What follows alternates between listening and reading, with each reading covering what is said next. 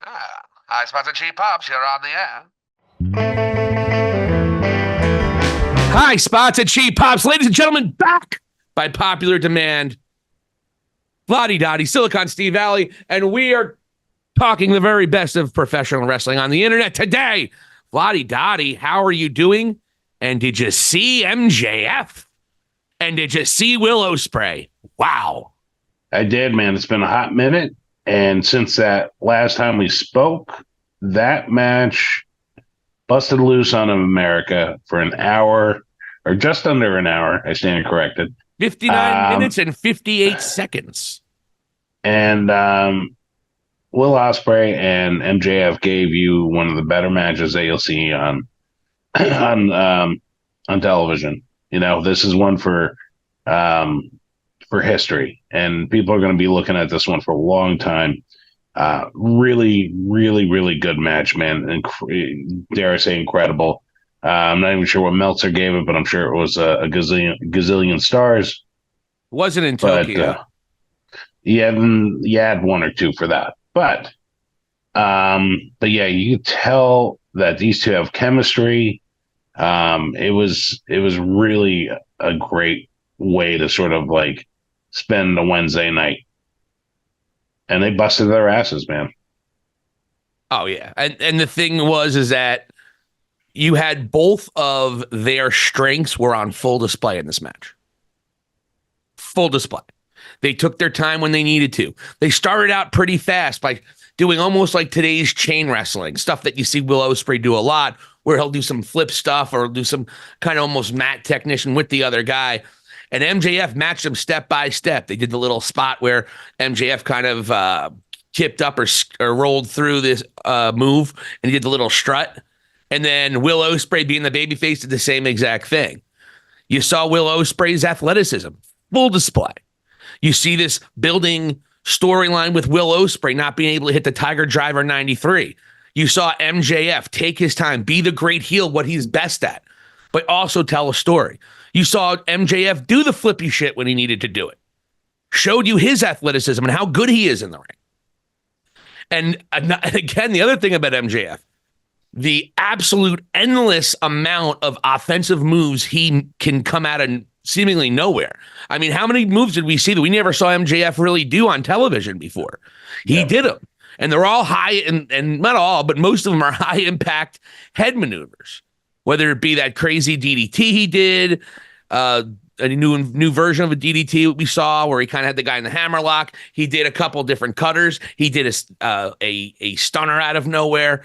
MJF just showed you how great he was in the ring, and no one can deny he's one of the best bell to bell. I know he hasn't wrestled every week like a Swerve or Will Ospreay has, and MJF did wrestle a lot toward the end of 2023, but overall he's been kind of kept secret in terms of how good he is in the ring. But he was at his best, and Will Ospreay was at his best. There were no bad moments, no real botches. They took their time, and it was 1 hour of great television. The match didn't drag at all. It was really similar to a lot of New Japan style matches where they kind of start off fast, and then it kind of just slowly but surely builds in terms of the violence and the impact of the maneuvers. Yeah, there are times where they took some slows down. You had MJF working not just on Ospreay's leg, he also worked on his shoulder. So you had that aspect of it. And then, of course, you have all the great things that Will Ospreay can do.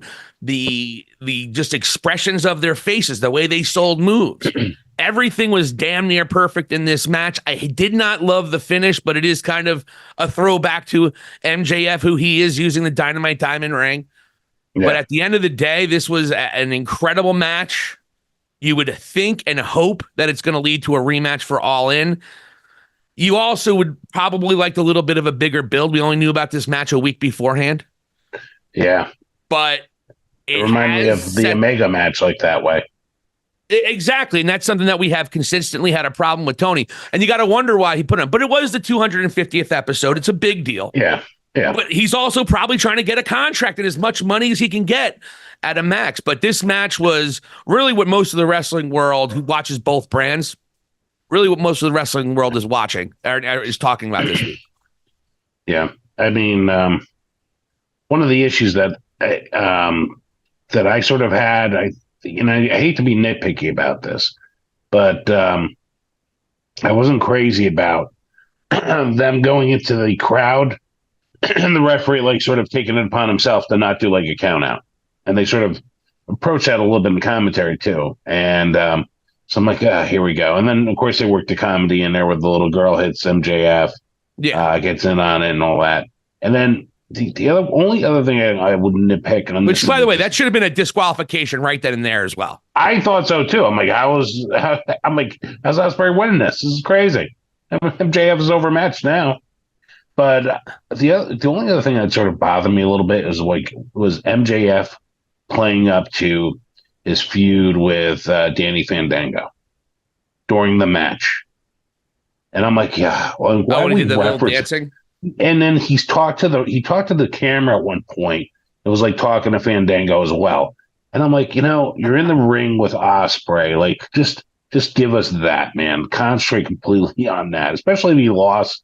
I didn't want it, to sort of, be a built-in excuse, if you will. Like he's already looking ahead. Like, why would you look ahead of Ospreay of all people? But again, it's one of those things where I don't want Danny Fandango near that feud. And you subtract that though, but to me it was a really, really good event and totally great for the 250th episode of Dynamite. And you have arguably your two biggest stars in your company. And you have your top heel and your top babyface in your company right now. Yeah. The question is, why are they fighting for their second or third championship? That's a whole other part, but that's a great question. It is what it is. I mean, obviously, Tony seemingly doesn't have value to these championships, because honestly, you can make an argument that even as great as Tony's been, the biggest women's star in AEW is Mercedes Moné with the TBS title. You can make that argument. I wouldn't, but you could. Just the way they're projecting her and the way they are presenting her. It doesn't seem like the world championship is the standard bearer, is the biggest prize in the sport when you have a guy like Will Ospreay or MJF holding the international championship. To me, that should be the biggest championship. And then you have the Continental Championship with Okada. And I guess he'll be facing Kenny when Kenny comes back. I mean, you got Ospreay and MJF, Kenny and Okada. Unless Swerve is facing Bryan Danielson, which he is at All In, there is nobody Swerve could face that would be better matches than those two. And that's something you have to, with AEW's base, you have to wonder if that's a smart move for Tony to do. Again, I didn't love this match being thrown together at the last minute, but boy, did they deliver. And it was arguably the greatest match in AEW Dynamite history. And I think it causes a lot of buzz going into All In, which is their biggest show of the year. Hopefully you're going to see an official Ospreay and MJF too. You don't think you're going to see MJF versus Danny Fandango? Well, what's Ospreay going to do then? Yeah, I'm not sure. You have to have Ospreay at All In, right? Yeah, absolutely. I mean, I'd main event the guy personally, but I don't know. That's why I'm wondering, why did he mention him something and played up to him? I just hope that's what I'm looking at, and hopefully that we do see the rematch there, because I mean it's gonna be hard to replicate what they did, but they're gonna be really entertaining for sure. I think Don Callis will have a turn, and I think MJF will go with Don Callis at All In. I think that's how this finishes, because Don Callis is still part of it. No way a scumbag on camera. A scumbag like Don Callis is going to just let Will Ospreay walk away out of his contract. There's something going on there that we're still going to get a payday for, or something there. So that's it. And but what a great way to start Dynamite. It was an hour of just great professional wrestling, and I'm glad it did look like it did pretty good with the numbers in terms of ratings as well.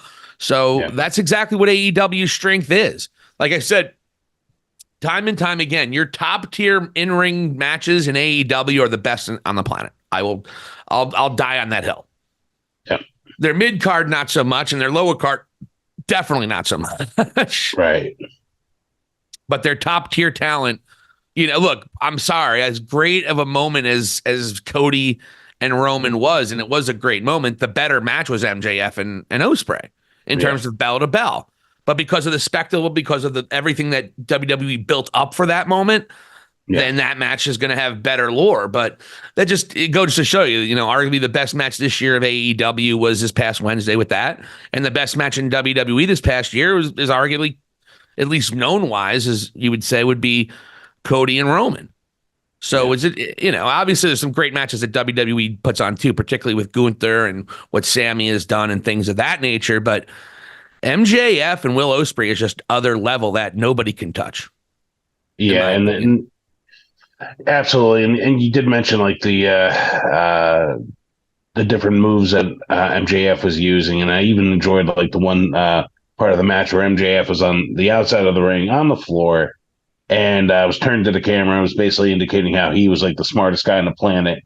And as he was doing that, you see Ospreay coming out with the hidden blade and knocking him senseless. Great camera work there too. It was perfect. Yeah, that was a good spot in the match. It was entertaining. That's like great wrestling humor. Like they nailed it with that. And again, both of them doing what they do best. MJF with the entertainment, arrogant character, and Will Ospreay nailing, his finisher with a suicide hidden blade. You gotta love it. Yeah, I appreciate that. I really appreciated that part of the match. I gotta say. Just wondering, you have anything else to say about this match, or? Did you hear? Just one thing I wanted to say. Your boy Tony Schiavone. Did you think it was a little too much when he was like, "Just speak, bitch"? Yo, that I do have to say, caught me off guard, and I'm like, "What is this crazy old man saying on the airways at this point?" Even Taz was like, "Oh, oh." Taz was even like that. He was like, "Oh." I could not believe he said that. He's crazy. He's got to go, dude. He's got to go. Schiavone's got to go. Yeah. I had to bring that up. We don't have to spend much time on it, but it was just... No. I'm glad I actually forgot about it. And now that you brought it up, I was like, I was meaning to talk to you about this. I didn't know what was going on with that. Was it like Snoop Dogg in 1993? Yeah, bitches in the living room. And again, he can't help himself. There's your heel. I gotta go and curse at her, and make sure that you should hate her too. Dude, I'm not sexist, dude. I mean, granted, by the way, I get Mariah May is probably public enemy number one in terms of female performers in AEW right now. She just turned heel in a brutal but beautiful heel turn last week. Great heat she got on it. I don't know if I love her coming out like Toni Storm again, this new version of Toni Storm, but now that she turned on her. But at the end of the day, she did her thing, and she's just trying to get over. And then he just drops the bitch bomb, completely misogynistic, where to the point Excalibur and Taz were like, "Whoa, dude!" And they're trying to get a television contract. Exactly. Oh, you can't be on there, man. I'm sorry. I've been chirping about this for months now. It just irritates me. It's been more than months. I remember the Buddy conversation probably happened a year and a half ago, at least. Right? And I was just irritated. Hey, buddy this, buddy, red, buddy, buddy. I mean, he's aloof. He doesn't pay attention to the matches. No. He says really disrespectful crap. Tony Schiavone's got to go. He makes Michael Cole look like Gorilla Monsoon. And you know what I think about Michael Cole. That might be the quote of the year so far for you, man. That's great. Oh, my God. Oh man, but I usually, if I post in our Facebook post, I usually post about how much I hate Michael Cole, almost as a joke. Yeah. Because he's having fun, whatever. I don't really hate Michael Cole. I just don't think he should be the guy that's the voice of WWE for 2 decades, opposed to some other people that are probably better at his job than he is. But I have fun with it. But Tony Schiavone, there's something bad there, man. I don't know if it's because he's getting old and he's just losing it. Because you listen to Tony Schiavone from the Jim Crockett days, guy was a straight angle, straight arrow. You gotta love it. Maybe Jim Ross needs to come back. He makes Jim Ross look like he's good again. Yeah, he's more coherent at this point. Oh, bitch! Why is this bitch? Hey, you gonna call the match there, Tony? Just what? Call the match, dude. What? Chaz lost his shit on him. Yeah. It's just unprofessional. Unprofessional bullshit. But anyways, I'm glad we talked about that, though. Yeah, I'm glad. I'm 100% happy that you brought that up, because when it happened, I was like, I can't wait to talk to Silicon Steve Valley about this. Yeah. So with that in mind, one of the people that they've been dealing with here, and with Shivani and Taz specifically, the EVPs. And the EVPs are ready to set battle at Blood and Guts, which is this coming Wednesday night, right?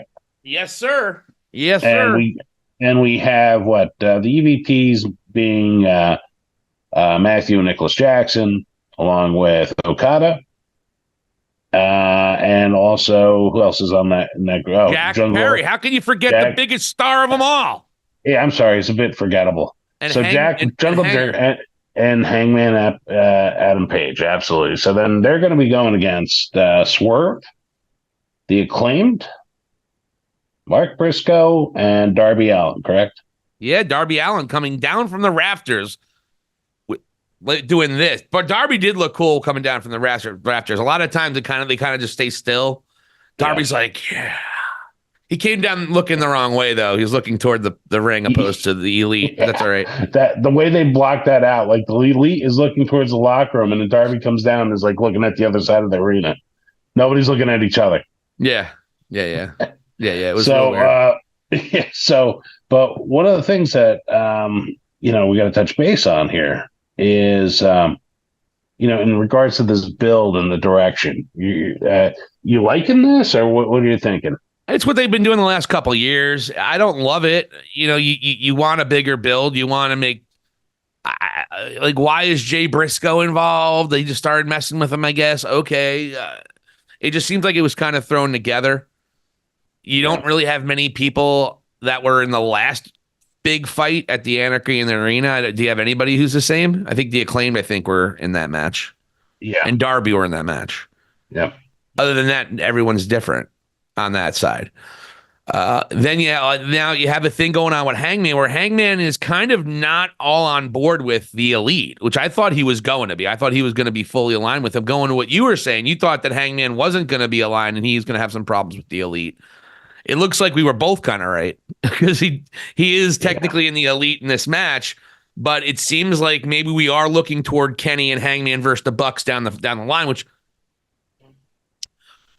I don't know if it would be as good. That's the thing. That was just a moment in time. It was a great tag team match, but we've seen so many other great tag team matches since. Yeah. I don't know. It's going to be interesting to see what transpires out of this and going into All In, considering that FTR this past weekend Collision returned with a promo with Tony Schiavone interviewing them, and they basically called out the Bucks for All In. So FTR All In, FTR and the Bucks at All In looks like it's going to be the case. It's FTR doing the courtesy once again. Well, you thought that last All In. Yeah, but this time's a little different. The EVP thing's going strong. And I got to ask you this too. Like, have they confirmed where Tony Khan is currently? Is he in the building? Like, is his neck okay? I think he's fine. He's been giving directions to Shivani and Adam Pearce Jr. Christopher Daniels. Adam Pearce. Come to catering. Tony Khan wants to talk to you. Oh my God, he looks just like, with that beard, with that light beard, he looks just like Adam Pearce, and he wears the same kind of suits. Yeah, he was never NWA champion like Adam Pearce, though. 3-time NWA champion. Wow, that's a prestigious belt. I don't know if it was when he won it. Wasn't exactly Harley Race and Ric Flair he was beating. Yeah, it was like R-Truth.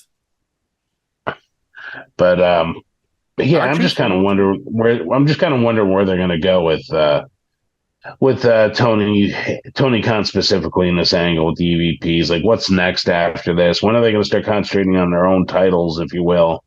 Start feuding with others. Yeah, you want the tag team division to be lit up a little bit better than it is. But one way you do that is having great tag team matches for your tag team titles. That's why FTR had a good run, because then they had probably their last tag run was probably the best one, because they were having great matches all the time. I mean, who can forget the 2 out of 3 against the Bullet Club? Yeah. I mean, it was incredible.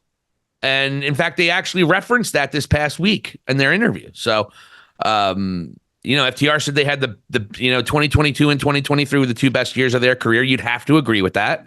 Yeah. Everything that they did with the Briscoes and then doing what they did with the tag titles last year, and particularly what they did at All In last year, beating the Bucks. So yeah, FTR definitely. But at the end of the day here, I think you got to get this tag division back up to where it was, because at one point in time it was the best tag division in the world. It still may be, because WWE tag division isn't really strong. That's slipped heavily. Yeah, definitely. I think with Waller and Austin Theory having it out of this for several months, and also having the Miz and Rey Mysterio and R-Truth have it, that neither one of them were strong tag team champs. Hopefully you see DIY do something a little bit better. And I don't know, the Judgment Day, I don't know, the 2 Irish guys, I don't know, are they that great? I don't know. No. But either way. Yeah. But yeah, let me ask you that you did bring them up, and this is something I should have included in the notes that we're discussing. I'm assuming you saw Collision, right? No, I only saw parts of Collision. Okay, did you see the part with the Bullet Club losing to Patriarchy? Yes. Now, what's your I have not seen it though. Just with you being probably the biggest Jay White and Bullet Club Gold fan I know. What are your thoughts about the way they're approaching this feud? Well, Jay White's injured, so he wasn't there. So you had Juice Robinson, who's over like Rover. The crowd was so into Juice, he wound up taking the pin. I thought it was they inherently turned babyface. I don't know when or how, because they weren't babyfaces, but then you have him up against the Patriarchy, and obviously because Christian Cage is such a great heel and he's so hated, whoever he goes up against is going to get cheered. Yeah. So they kind of had a light bullshit babyface turn again with the Bullet Club, which you can make the argument is kind of wasting who they are. Yeah. I don't think Jay White's a babyface. So when they come back, is he going to have to be a babyface again? And it's going to be like the 4th turn that they've had in a year and a half. So I don't love it, but the crowd was really into it, and the crowd really loved what they were doing. The way the Patriarchy won was nice bullshit, chicken shit heel with Mama Wayne spraying some crap in Juice Robinson's eyes so Christian could hit the kill switch on him.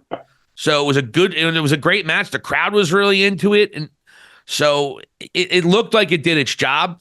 But in terms of the Bang Bang Gang, I hate the name, and I think I still like the faction because I like the people in the faction so much. I love the Guns. I think they're one of the best tag teams. I love Juice Robinson. I love Jay White. So I love the faction still. But do I love what they've done with it? No. Interesting. Yeah, I thought it might go that way in terms of asking about what's developed recently with them. I did chuckle at the one Gun Boys promo where he referred to her as the Brazzers mom or something like that. Oh yeah. I was like, oh man, that's hilarious. The Guns are good, man. Very underrated. Very underrated. Yeah, they're talented guys for sure. Honestly, they you have all the makings for a great faction there, but like me, sort of maybe taking a step and just observing this more, not as much as a fan as you are. I'm like even thinking like, what the hell? Like they're so unstable. Like 1 minute they're heels, 1 minute they're baby faces. They flop back and forth. Like it's never a good sign when you see that in terms of pro wrestling, especially in that quick of a span of time. And you don't need it. No, they don't need. I mean, this will be their 4th. If they turn babyface, and it looks like they are, it would have been their 3rd turn, and they've only been a faction for a year. That's not good for a whole faction to turn like that. No. Now you can make the argument AEW has tweeners and they don't really do the heel babyface thing. And I can make the argument that's one of the reasons they don't draw a lot of numbers anymore. You give me that argument, sure. But it's entertainment, and you want to root for the good guys or the bad guys, or you want to root for the bad guys who are super cool. You want to root for people that cause you to have emotional reactions to. And maybe they have too many tweeners, but Juice Robinson was over. I mean, that crowd loved Juice. I will say that. He's got a lot of charisma, that guy, that's for sure. Hey, you brought up the Darby coming down from the rafters, and then in recent weeks too, I noticed when Dr. Britt Baker came out of the crowd, DMD, she was wearing a Sting mask. And then recently, and Darby sort of came down from the rafters, kind of like Sting. Yeah. Are they alluding to something here? Like maybe Sting comes back as like an enforcer for TK or something? No. I think he's done. I think it's just showing not wrestling, but like being his guy. Well, he wasn't really wrestling that much, though. I don't know if you make him. You could, but I don't think you do. I think Sting, because it wasn't like Sting was wrestling a lot, and it wasn't like he was on TV every week. And he was basically an enforcer for the most part. I think he had a handful of matches. I think he only had, in 3 years, he only had 30 matches, I think, and every one of them was a tag match. So it's not as if Sting was, a major player. I think when he retired, he walked away to spend time and just not do it anymore. So I don't think he comes back in any kind of consistent role, no. Okay. But who knows? You may be right. Because I'm like, what? It almost seems like they're giving me references. And I think even Jungle Jack Perry wore a Sting mask recently too. And, and it's just like wondering if perhaps Tony Khan would consider using Sting in the role that Christopher Daniels is being used. But doesn't he? He can have the face paint. He doesn't maybe need the face paint. Maybe comes back as, I don't know, Steve Borden himself as an executive. But at least he has that connection with the Young Bucks where they still talk about how they retired him when he was going to retire anyways. And just, they're just kind of like gloat about him no longer being around. That's like Baron Corbin bragging about retiring Kurt Angle. Yeah, it's very similar. Yeah. But anything else you might want to touch base on in terms of AEW? Yeah. Well, they're making a big deal about another luchador making his big grand debut.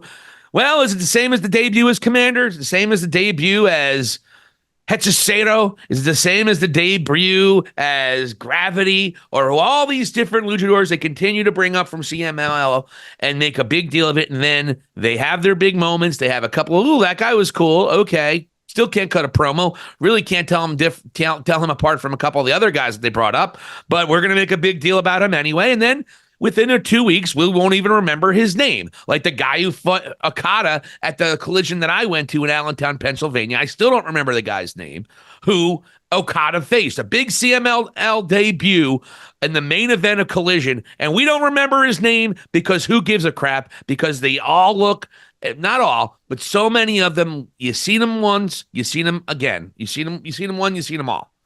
There's a couple that stand out. Hechicero is one of them. Ray Phoenix is brilliant. Penta, he stands out. Other than that, they don't really stand out that much, guys. At least Laparca had a chair. I knew Laparca was going to be the one with the chair.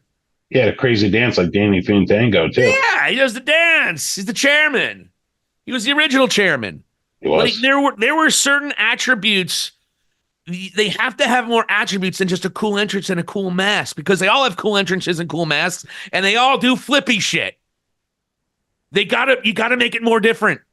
And yeah, I know the indie one guy made fun of me because I wasn't excited about it. I'm sorry. I'm not going to get excited about a guy I see once, and then maybe I'll see in random 3 trios matches and never have anything really important to add to this company. And that's been 95% of the luchadors that Tony Khan has brought in.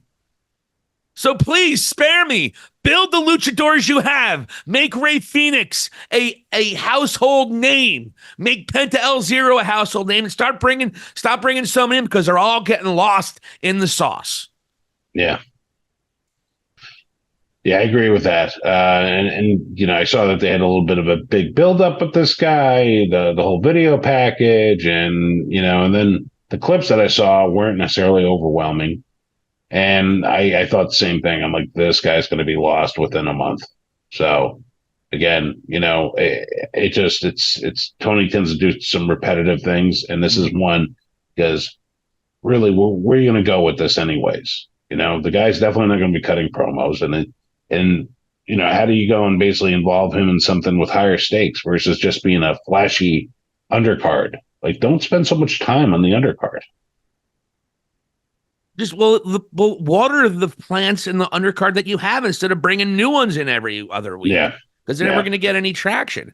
This guy didn't look any cooler than Commander, right? Or Gravity, or whoever the hell else. I mean, what was so different about him? Please tell me, because he was blue. Okay, he's a hologram. Is he like Tupac? And Tupac was dead. Yeah, and you see hologram in concert. Yeah, exactly. But anyways, yeah, that's good. I mean, other than that, I think you might want to touch on Mercedes Moné and Britt Baker. And Britt Baker, I think that's a good little situation there. I think it's great. I think you have Britt Baker, who didn't love her first promo back, but she's Britt Baker. It's fine. You have Mercedes Moné. I'm glad that they didn't waste a lot of time on her heel turn because no one liked her. And so you're going to have an opportunity for Mercedes Moné and Britt Baker to put on an absolute clinic. Well, we've seen this before, whether it be, who's the chick that got pregnant? Ruby Riott, Ruby Soho. We saw Britt Baker take care of her. We saw when Saraya came in, Britt Baker faced her. So it's kind of going par for the course. Saraya and Harley Cameron, too, should be better. But anyway, that's all I got for AEW this week, Vladi. Yeah, it's pretty much, it's hard to go and find better things to discuss other than Ospreay and MJF, and spend a good amount of time on that because it was just an instant classic, and it was just great to watch that wrestling history, in front of our own eyes. So yeah, a couple things we would have done differently though, in terms of those two guys should be at the top of every card you have. They're your two biggest stars. Stop pretending like they're not. So yeah, I'd agree with that. I'm a WWE friend. Yes, sir. Last half of the show, if we even do a half more worth for WWE. Absolutely. What do we got going on? Rhea Ripley's going to start banging Yeet Master? Is that what's going to happen? Well, he does want to take her to Waffle House, so he's willing to spend buku bucks on her. Yeet. But yeah, I mean, we got really, we got to take a look at Cody and the Bloodline. We got Solo versus Cody at SummerSlam. I mean, this just seems like the spark for basically almost like a dovetail in the story between these characters, in my opinion. I think it's pretty obvious like that. I would say Cody would win. Yeah. But will we see a returning Roman perhaps? And then will we see maybe the return of the wise man with Roman? And now we're starting to see a civil war develop amongst the Bloodline. Yeah, I think that's exactly where it's going to go. I think everyone thinks it. I mean, you see everyone fantasy booking that exact thing every other week these days. Some people were thinking Roman was going to be at SummerSlam as a match, but, I think what you're going to see, WWE usually has really big returns or signings at SummerSlam, whether it be John Cena a couple years ago, whether it be Brock Lesnar a year before that. That'd be Bailey one year. I mean, they usually do their really big returns at SummerSlam to get you headed to, kind of a midway kickstart toward the WrestleMania season. And so obviously you have the Survivor Series, where we think that we're going to see the Bloodline Civil War come to possibly a culmination, or at least jump into a next era when you see The Rock maybe getting involved with the Roman and Cody thing. But I think you're going to see Solo Sikoa with his Bullet Club B-sides, and that's what they are, and Jacob Fatu, who legitimizes them. You're going to have that version of the Bloodline, and then you're going to have Jimmy, Jay, Roman, and there's a couple guys you can bring off. Zilla Fatu, we mentioned, might be one. You could go with my trainer, Lance Anawahi. He might be one you bring in. I wouldn't think so. I don't know if he's, I hate to say it, I don't know how ready he would be for WWE. Yeah. Zilla Fatu might be more Triple H kind of guy because he's got a bit more size and name and more athletic. But look, Lance is doing his job. Lance is doing his thing. He had a nice run in MLW. He's now current Battleground World Champion. So Lance is still doing his thing, but he's a little older too. Lance is about 30 something. Lance is about 33, 34 now. So it's not like he's, it's not like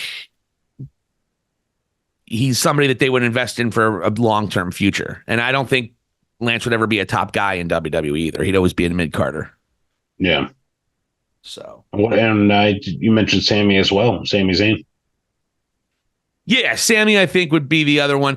Is there a possibility Jacob Fatu turns babyface sooner than we think? Because he is a member of the Fatu clan, which would be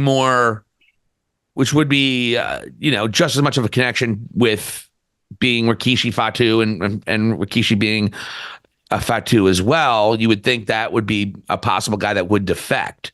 But Fatu also has a connection with the Tonga Kid and, of course, Haku. So, there's a lot of ways you can go about with those connections. But it's going to be interesting to see who the fifth guy is. And it also it'll be interesting to see if Sammy's even going to be involved. But you would think he loses his Intercontinental title soon so he can be a part of the Bloodline saga. I personally would love to see the final boss out there with Jacob Fatu as like his henchman, if you will. That's a what a weird dynamic of Jacob Fatu and the character he's building with The Rock. Like, does he even speak English? Jacob Fatu? I hear him tell Solo that he loves him. Yeah. But yeah, he's like an Umaga. He's like Umaga Van Dam, isn't he? Yeah. Yeah. Like when he came out and cleared the ring of DYI and Austin Theory, amongst others, man, it was something special where he just showcased his moves of what he could do. And from what I understand, he's still just scratching the surface. When he starts nailing these things, like in like a pay-per-view sort of setting, it's going to be incredible. That guy is so talented.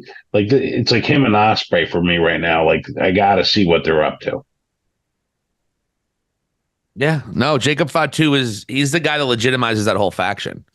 Yeah. Really, especially with friggin' Tanga Lao screwing up every pay-per-view he's on. He's definitely got the like weak link sort of label. I don't know what that would be called in Samoan, but or Tongan, but they got to find some sort of weak link reference for him. Like he blows his debut, he doesn't pull the referee out in time, and then he goes for a low blow, misses the first low blow, and it just hits Kevin Owens in the ass, and then the second low blow, he hits his brother in the head. Like, wow. That's why I dubbed them the Bullet Club B-sides, folks. That's why. Yeah.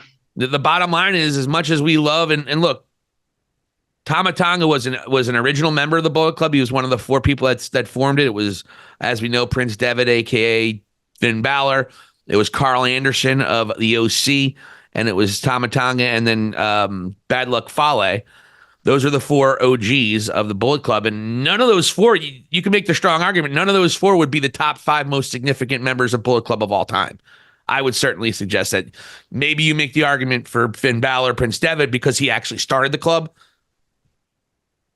But in terms of money making, in terms of drawing, in terms of merchandise sales, in terms of main events on major pay-per-views, none of those guys touched what Jay White, Kenny Omega, the Young Bucks, AJ Styles, Cody Rhodes did. None of them. Yeah. So this might be a chance for them to get a bigger piece of the pie, but Tanga Lao has been very unimpressive so far. And honestly, Tama Tonga hasn't been super impressive. What has he done? These guys haven't, I'm sorry, I haven't seen these guys be something I should completely respect. And then you enter Jacob Fatu, who totally legitimizes them. Yeah. If it wasn't for Jacob Fatu, we would still be talking about how this is a bullshit bloodline. Exactly. He totally overshadows them and just empowers them when he's with them. So I guess it's a good problem to have, but I totally hear what you're saying, because if it wasn't for him at this point, I'd be ready to move on from this entire thing. Yeah. And Solo's been better than he was originally. With the vignettes in the back, but yeah, absolutely. He's still not ready, like Cody said. Kevin Owens getting taken out this week again. Yeah. So Cody, people who are friendly with Cody, the bloodline continues to hurt. Randy Orton was out. And what did you think of the segment where Randy was telling Cody that he'll always have his back? Staring at the World Championship, yep. Or exactly. the WWE Championship, yeah. Yeah. It just is so perfect that Randy's going to turn on him. And I almost don't want to see it because it's so obvious. Yes. But they're not going to screw up the merch sales for Cody right now. I'll tell you that much. No, but it's the writing's on the wall. This is like another sort of sub story off of the bloodline. And eventually Randy's going to nail him with the RKO out of nowhere. And, basically start a wonderful feud there with Cody. The question is, does Cody and Orton have a championship match at WrestleMania next year? Is that where they're going with it? Because you were thinking that Roman and The Rock is going to be the closer for Sunday night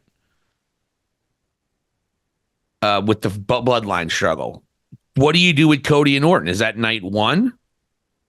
No, you probably want CM Punk and McIntyre or CM Punk and Seth Rollins night one.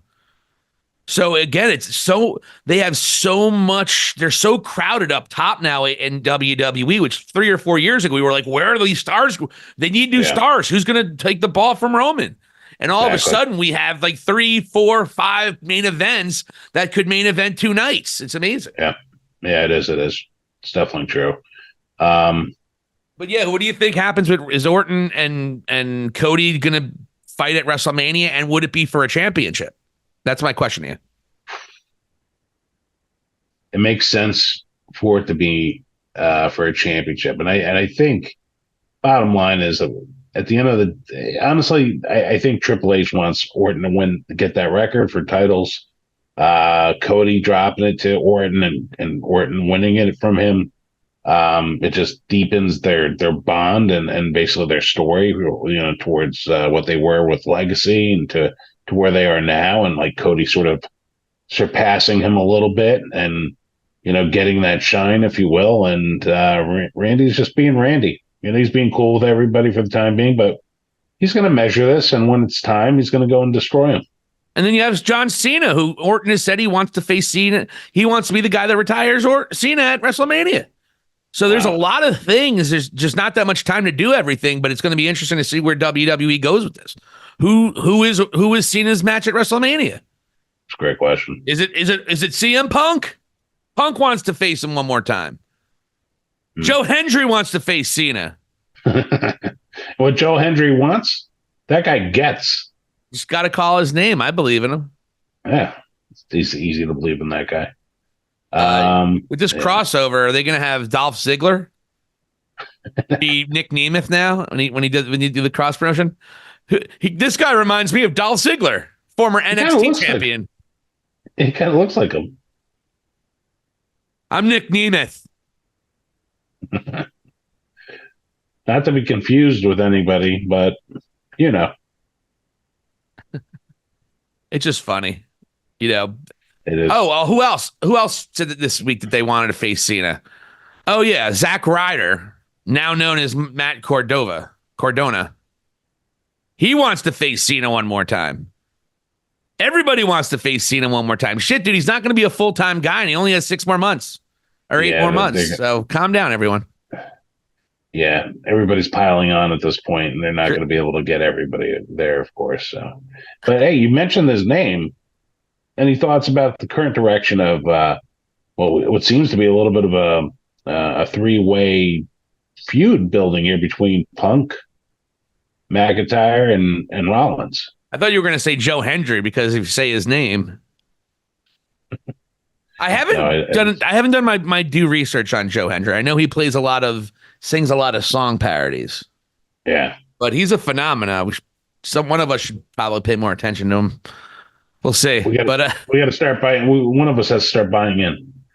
I'm not watching TNA. I'm already watching 6 hours of wrestling a week. There's not enough time in the day. There isn't. It truly isn't. But yeah, as we see, Seth Rollins is now picking a fight with Drew McIntyre this past week. after it seemed that CM Punk was going to be cleared just a couple weeks ago, was saying, I plan on being cleared in Chicago. Right around WrestleMania, CM Punk said, oh, my injury rehab is going so much better than the last time I had this same exact tricep ripped off the bone. It was so much better. Oh, my goodness. Well, I guess not, because apparently CM Punk hasn't been cleared yet. So they're trying to scramble. Now, look, CM Punk might be cleared over the next week or two. That's what they're hoping. But they're scrambling to just have a just in case. I guess you have Seth Rollins versus Drew McIntyre in a feud match, but that seems forced to me. I'm hoping CM Punk will be involved in some way. What if you assume that Punk is not injured and can wrestle? What's Rollins' deal with that now? What do you think? What's his involvement? I guess people said he might be the guest referee. I saw that too. That would be fine with me. That would be fine with me if that was the case. I could totally see that too. Who's Punk's WrestleMania opponent, which is the question. Because that really plays into what they're doing right now. And how they're going to get there, to CM Punk win the Royal Rumble. I don't know. I think Punk's got to come back and show that he can be healthy before they give him a Royal Rumble championship, a Royal Rumble win, though. I really do. You can't just make these, because as much as they've made chicken salad out of the chicken shit of Punk getting hurt, they still need him on the field to play. And he hasn't proven he can do that in a very long time. So that's going to be my speculation on that if he gets his WrestleMania main event. I keep on bringing that up, and I've been saying it for a year now, almost. I mean, we'll see. I mean, he's in Green Bay tomorrow night for Raw, and I wouldn't be surprised if he announced that he was coming back, and he got his clearance there. And then, if he and McIntyre are going to put on a clinic out there, it's going to be something similar, like what probably like that happened with Punk and Samoa Joe at All In last year, where Punk knows how to work with these bigger guys, and McIntyre is such a freak of nature. Things are going to look incredible. And this will be a little bit old schoolish too, man, considering the amount of heat that's involved. So I'm looking forward to that. And if you add Seth in there as a referee, controversial call at the end, and it just adds to it and spins off into a different feud, I'm all for it. Yeah, and Seth, obviously no love lost with Punk as well. In fact, that's why I was kind of surprised Seth came after Drew McIntyre last week. Like, why? What's Seth's problem with Drew McIntyre? Because if you remember when Drew beat him at WrestleMania, Seth showed respect to him, saying, you deserve it, man. I think he said, you effing deserve it. So, and you have to understand why Drew McIntyre would be so angry with CM Punk. So why did Seth just come out, instead of cutting a promo and telling us why, just comes out and attacks Drew McIntyre? I didn't understand that. Yeah. That's a good point. They might have been just keeping the door open just in case Punk wasn't cleared. Yeah. So they're hedging their bets that way. So I got to ask you, there's one more thing, unless you have another thought about the Punk thing, but there's one other thing that I want to touch base in regards to WWE. Yeah. As we were going on air tonight, one of the things that was hitting the internet, different social media avenues, was that it looks like Bobby Lashley's being his contract's not being renewed. Triple H doesn't like him. I wonder why.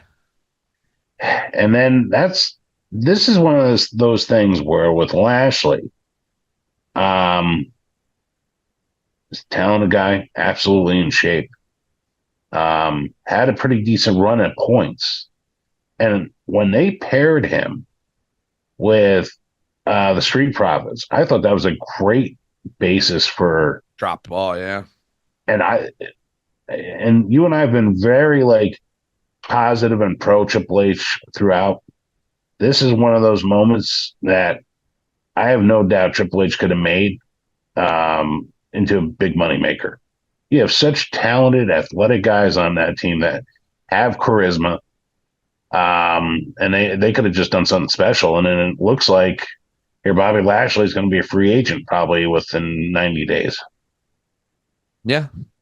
So, yeah, it's a missed opportunity, I would say, at the very least. And I think that it's still going to be a missed opportunity. I mean, what are they going to show up? You know, is Shelton Benjamin and Bobby Lashley both well into their 40s going to show up in AEW and start the Hurt Business with MVP? Does that really make sense? I think it was just one of those things that they could have done a lot of really cool stuff with. They could have had the first time, a main event level faction of black guys and African Americans to really make that point. And it looked like they were headed toward that.